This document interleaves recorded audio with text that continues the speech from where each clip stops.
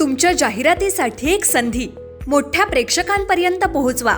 व्यवसाय असो किंवा इव्हेंट, विकासनामा सोबत जाहिरात करा.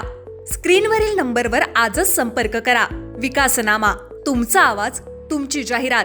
तसंच विकासनामाला सबस्क्राईब करा आणि अपडेटेड रहा.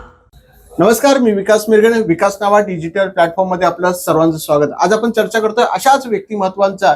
इंदिरानगर किंवा तुर्भे परिसर म्हटल्यानंतर गरिबांचा माणूस किंवा गरिबांच्या मदतीला धावणारा असाच नेता, अभ्यासू, आक्रमकपणा आणि कुठल्याही प्रकारचा अहंकार नसणारा, सर्वसामान्य असणारा व्यक्तिमत्व आणि शिवसैनिक आणि एकनाथ शिंदेच्या जवळचे असणारे सुरेश कुलकर्णी आहेत. सर, आपलं स्वागत आहे. नमस्कार. खरं तर तुम्ही ग्राउंड लेवलचे कार्यकर्ते म्हणून ओळखले जातात. एवढे उद्योजक आहात, नगरसेवक होऊन गेले, स्थायी समितीचे अध्यक्ष झाले, परंतु अहंकार तुमच्या स्वभावात नाही. सर्वसामान्यांच्या मदतीत धावणारा सुरेश कुलकर्णीची ओळख या परिसरामध्ये कशी आहे?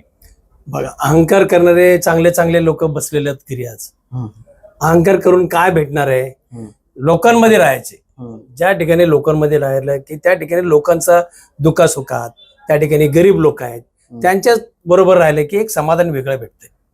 सर, तुमच्या भागामध्ये खूप मोठ्या प्रमाणात झोपडपट्टी आहे. त्याच्या पुनर्वसनाचा प्रश्न तुम्ही सुद्धा निर्माण केला होता किंवा तो समज सुटल्या. आज काय त्या प्रभागाची अवस्था आहे सध्या तुमच्या? त्या ठिकाणी नवी मुंबई महानगरपालिकेच्या माध्यमातून आम्ही जे आदरणीय उपमुख्यमंत्री एकनाथजी शिंदे साहेबांच्या माध्यमातून आज 10 वर्ष झाले इलेक्शन झाले नाहीत.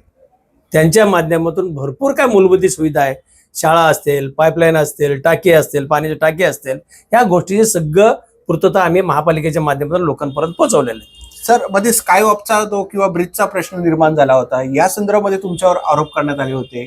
त्या ठिकाणी विरोधकांचं काय काम नाही राहिलं इथं. विरोधकांचं ते तुम्हाला माहिती आहे, त्यांचं काम आहे फक्त जिथं कुठं सुरेश कुलकर्णी काम करत असेल की त्या ठिकाणी अडथळा आणायचे काम झालेलं आहे. ते ब्रिजचं काम असं होतं, त्या ठिकाणी जसे कोपरखेरण्याला जे ब्रिज बांधलेले आहेत याच्या समोर, आपल्या रिलायन्सच्या समोर पुरा एक एंट्री ठेवलेली, फक्त लाईट गाड्या जातील असे 4 व्हीलर. त्या ठिकाणी पूर्ण भरणी करून पॅक करणार होते. त्या भरणी केलं तरी पण झोपडपट्टी पूर्ण 25% तुटणार होते. मी बोललो त्यांना, बाबा उड्डाण ब्रिज घ्या, जसं सविता केमिकल समोर घेतले, कॉलमवरती ब्रिज घ्या. तुम्ही हे का करताय? कोणाचे हात धरून बसले? कशा करताय? कोणाचे काय दबाव आहे का तुम्हाला? या ठिकाणी एकदा ब्रिज झाले की नंतर परत नाही. उद्या डेव्हलप होणारे एरिया, SRA योजना लागू झाले. आदरणीय उपमुख्यमंत्री एकनाथ शिंदे साहेबांनी सांगितले लवकरात लवकर हे डेव्हलप करा म्हणून. आज हे जर उद्या गाडी जायचं असेल तर काय एखादा बस टर्न मारू शकत नाही, ट्रक जाऊ शकत नाहीत. इथं धंदा बिझनेसवाले लोक आहेत, काही लोकांकडे बस आहेत, ट्रक आहेत. ह्या उद्देशाने मी सांगितलं जसं सविता केमिकल समोर ब्रिज आहे त्या पद्धतीने ब्रिज घ्या. पण ह्या लोकांनी मला आतापर्यंत अंधारात ठेवले. काय माहिती कुणाचं हात होतं त्या ठिकाणी, कुणाचं तरी विरोधकांच्या म्हणण्यावरनं हे ब्रिज एवढा दिवस देसाईंनी हे डिले केलेलं ब्रिज आम्हाला असं वाटतं.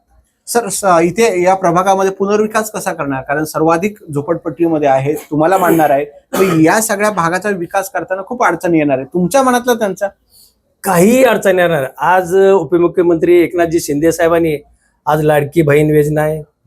या ठिकाणी बसच्या हाफ तिकीट, अर्ध तिकीट आहे, लाडके भाव आहेत. या ठिकाणी सगळ्या लोकांना महाराष्ट्रामध्ये त्यांचे अतिशय एवढे मोठी चांगले कामं झाले आहेत. हे संस्थेच्या माध्यमातून, त्यांच्या माध्यमातून मुख्यमंत्री असताना त्यांनी भरपूर काय कामं केले. या कामावरच्या जीवावर आम्ही तिथपर्यंत पोहोचतो लोकांपर्यंत. तुमच्या मनातलं आता काय? तुम्ही आता अनेक टर्म नगरसेवक म्हणून काम केलं, स्थायी समिती आहे. आता तुमच्या मनातला प्रभाग काय? तुम्हाला हे काम करायचे पुढे जाऊन? तर आम्हाला आज SRA योजनेच्या माध्यमातून उपमुख्यमंत्री साहेबांनी सांगितलेलं आहे, एकनाथ शिंदे साहेबांनी सांगितलेलं आहे की ह्या ठिकाणी आपल्याला डेव्हलप करायचंय. की आमचं इथल्या लोकांचं म्हणणं आहे की ह्या ठिकाणी 500-550 एरिया भेटलं की ह्या पद्धतीने आम्हाला इथं काम करायचंय आणि हे लवकरात लवकर उपमुख्यमंत्रीच्या माध्यमातून हे लवकरात लवकर काम चालू करायचं. आम्हाला एक सुसज्ज इंदिरानगर आम्हाला पाहायला मिळेल. सुसज्ज आणि प्रत्येकाचं आमचं एक स्वप्न आहे. मी झोपडपट्टीत राहतो, आजही झोपडपट्टीत राहतो. माझी मुलं इथं झाले, माझं लहानपणा गेले, माझ्या मुलांचं लहानपण इथंच गेले, शिक्षण इथं झाले. मी झोपडपट्टीच्या लोकांना माझ्या घरातले एक कुटुंब म्हणून समजतो. आणि आजही लोकांना काय विरोधकांना पैसे देऊन इकडून तिकडून आणावं लागतं की सुरेश कुलकर्णीला गरज नाही. ती आजही इथे आम्ही या पद्धतीने राहतो, एक कुटुंब आहे, घरातला सदस्य म्हणून आम्ही एकमेकाला वागतो. त्या पद्धतीने काम चालतं. आमचं एकच म्हणणं आहे की ह्या ठिकाणी जर टावर झाले, प्रत्येकाला 500-550 हिरे भेटले पाहिजे आणि आम्ही सगळे खुश आहे, त्याचं समाधान आहे. आणि इथं टावर झालं, आमचं एक स्वप्न आहे ह्या 5 वर्षात हे योजना आम्हाला राबवायची. तुम्ही मदतीला एवढं धावता, साधारणपणे काय अपेक्षा काय असते लोकांची साधारणपणे? बघा ह्या ठिकाणी लोक खूप गरीब लोक आहेत. त्या ठिकाणी हातावरचे पोट ज्या दिवशी काम करत नाही त्या दिवशी त्यांची पोट भरत नाही अशी इथे लोक राहतात. म्हणजे ते दुःखात सुखात मदत केलं ना एक समाधान वाटते माणसाला. अतिशय एवढे समाधान वाटते की बस आम्हाला बस झालं, ते खुश झाले तिथं आम्ही खुश. ह्या पद्धतीने त्या लोकांच्या आम्ही कॉन्टॅक्टमध्ये. आणि असं नाही की बाबा चला लोकांना बोलावं लागतात, फक्त मेसेज करा, फोन करा, लोक इथं हजर असतात. सर प्रचाराची तुम्हाला गरज नाही, पण तरी दिवसभरामध्ये शेड्यूल कसं असतं? कारण या भाग खूप मोठा आहे जरी, आणि त्या भागामध्ये 38-39 प्रभाग लोकांपर्यंत पोहोचायचा आहे. जरी तुम्ही पोहोचले असले नाव जरी, तरी आता टेक्नॉलॉजीचा वगैरे कसा उपयोग करतो? मी टेक्नॉलॉजीचे वगैरे काही उपयोग करत नाही. मी डोर टू डोर जातो, लोकांना घेतो, प्रचार करतो. त्या ठिकाणी 14 गावापासून तर उरण फाट्यापर्यंत आज टोटल सगळे मुस्लिम समाज आमच्या बरोबर आहेत. त्या ठिकाणी उत्तर भारताचे जे काय आहेत 100% ते लोक आमच्या बरोबर आहेत. मुस्लिम समाज आहेत, आमचे लोक आमच्या बरोबर आहेत. मला ते प्रश्न येत नाही. लोक डोर टू डोर जातात. आज आमचे मार्कंडे साहेब आहेत, तिवारी साहेब आहेत, हे लोक सगळे रात्रंदिवस मेहनत चालू आहे. कार्यकर्ते जात आहेत. हा, कार्यकर्ते जातात सगळे डोर डोर. मी स्वतःही फिरतो. कालचं तुम्ही रॅली बघितलंच असेल. कारची रॅली बघितलं की ते विरोधकाचे तोंडात बोट घालून बसायला लागतात. विरोधक नाहीच आहे तुमच्या विरोधक नाही, पण चालू आहे ना आतल्या आत. पाड्या काही लोक बसतात कुठंतरी ब्लॅक हाऊस मध्ये बसून पैसे वाटपचे काय चालू आहे. हे करत नाही. तुम्हाला प्रचारला 10 माणसं येऊ शकत नाहीत, तुम्ही फक्त हीच करू शकता. याच्या पलीकडे दुसरं काय करू शकता? एकनाथ शिंदे खरं तर सुरेश कुलकर्णी कुठे आल्यानंतर विचारतात एवढं प्रेम आहे? नाही, आज मी छाती टोकून सांगू शकतो आहेत. खरंच एखादा कार्यकर्ते मग माणसाने, आम्ही जसं आमच्या कार्यकर्त्याला सांभाळतो तसं त्यांच्या जिद्द आहे. कार्यकर्त्याला कुठं कमी पडता कामा नये.